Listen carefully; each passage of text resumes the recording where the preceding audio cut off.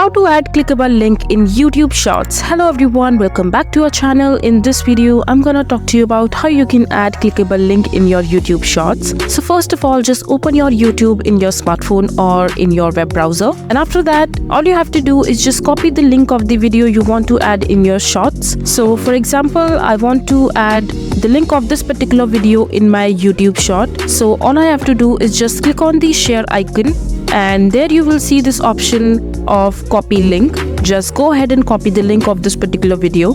Now all you have to do is just go to your YouTube account and just go to your YouTube videos in your studio, and here for example I want to add the link of this particular video in this short right here. So just click on the three dot icon, and there you will see this option called edit. Just click on it, and now just click on add description. Now just go ahead and copy the link that you have copied and paste it right here, and after that the clickable link will show to the YouTube short, and the viewer will be able to click the link and watch the full video that you have attached to your shorts. So this is basically how you will be able to upload a clickable link in your YouTube short. I hope you find this video to be helpful.